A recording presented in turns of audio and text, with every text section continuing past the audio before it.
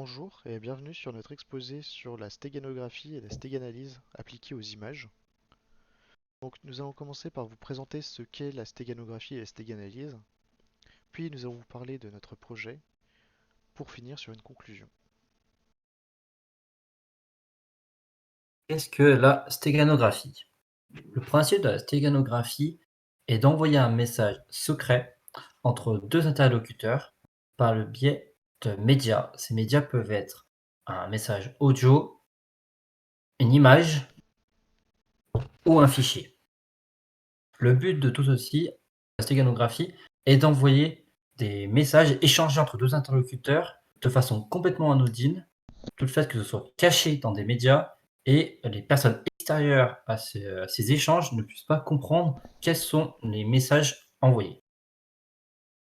A l'inverse, la stéganalyse est le principe de pouvoir chercher dans une image apparemment inoffensive s'il y a un message caché à l'intérieur. Par exemple, sur l'image présente ici, on voit qu'il y a une écriture faite à l'encre invisible. Et donc le but de la stéganalyse sera d'analyser le document pour voir s'il y a de l'encre invisible et où est-ce qu'elle se trouve.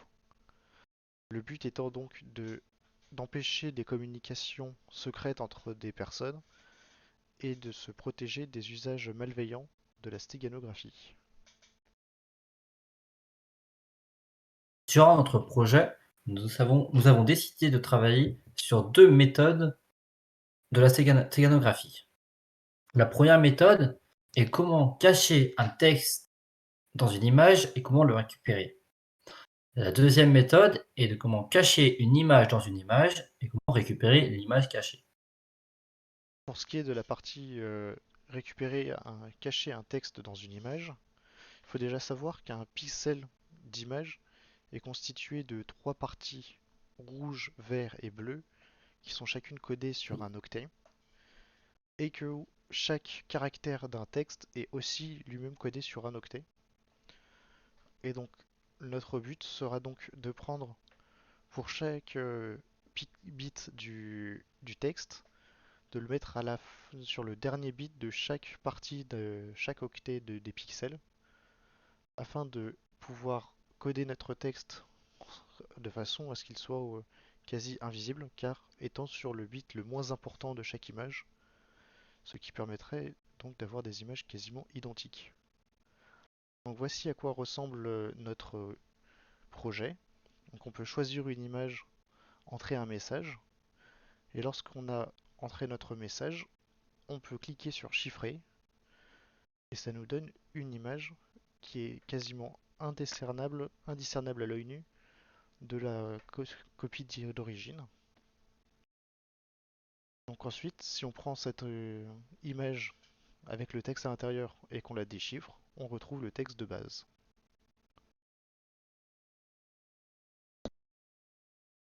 Pour la partie de cacher une image dans une image, le principe est pratiquement le même que pour cacher un texte dans une image. Nous allons jouer avec la partie rouge, verte et bleue de chaque pixel. Lors de cet exemple, nous prenons une image 1 et une image 2. L'image 1 est l'image receveuse, donc c'est celle qu'on veut garder, heu, celle qui sera vue par tout le monde, qu'on utilise, et l'image 2 sera l'image que nous voulons cacher. Donc pour, chaque octet, nous allons prendre les 4 premiers bits, que ce soit pour l'image 1 ou l'image 2, et nous allons créer un nouveau octet pardon, contenant les 4 premiers bits de l'image 1 et les 4 premiers bits de l'image 2. Nous répétons ce processus pour les 3 octets de chaque pixel et pour tous les pixels de l'image.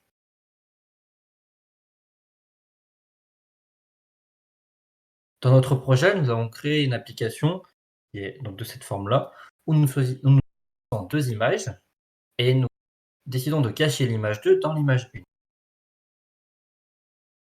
Notre image 1 est notre image 2 pardon, est l'image de gauche et notre image receveuse est l'image de droite. Donc notre but est de cacher notre image de gauche dans notre image de droite. Une fois que le processus est terminé, voici ce que nous obtenons. Nous pouvons constater que dans le coin en haut à gauche, notre image cachée apparaît et elle peut distinguer à l'œil nu. Également, nous pouvons donc rendre compte que tous les autres pixels de l'image sont moins détaillés que d'origine. Ceci s'explique parce que nous modifions chaque pixel de l'image receveuse. Nous les modifions de façon à ce que lorsque le processus est inverse, tous les pixels ne contenant pas d'image cachée soient affichés en noir.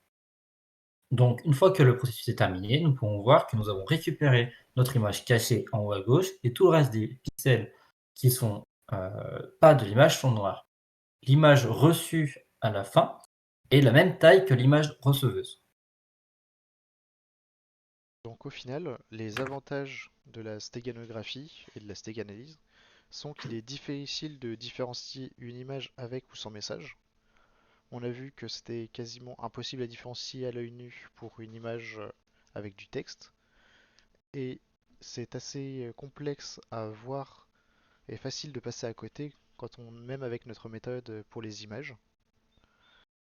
De plus, le chiffrage et le déchiffrage de ce genre de méthode est assez simple, mais comme elle repose sur le nombre de bits à coder, la stéganalyse de cette méthode n'est pas si facile que ça. Les inconvénients de la stéganographie et de la stéganalyse sont un peu nombreux. Le premier est que si nous voulons garder une image très détaillée, donc l'image receveuse très détaillée, il faudrait que l'image receveuse soit 8 fois plus grosse que l'image à cacher. Pourquoi? Parce que nous voulons garder les 8 bits de chaque octet de l'image à cacher et nous garderons 7 bits sur 8 de l'image receveuse. Et nous cacherons donc chaque bit de l'image à cacher sur le bit de point faible de chaque octet, de chaque pixel de l'image receveuse. Ceci permettrait donc de garder une meilleure qualité de l'image receveuse et de l'image à cacher. Cependant, l'image doit être 8 fois plus grosse et donc le processus serait plus long et l'image finale serait donc plus lourde. Également, le plus gros inconvénient de la stégonographie et la stéganalyse est qu'il y a un secret partagé. Le secret partagé entre les deux interlocuteurs est sur combien de bits le message est chiffré, que ce soit l'image ou du texte. Ainsi, pour pallier à ces problèmes, à ces inconvénients, les gens qui se savent écouter utilisent une méthode qui est d'ensevelir l'image qu'ils ont chiffrée au milieu d'un grand nombre d'autres images aléatoires.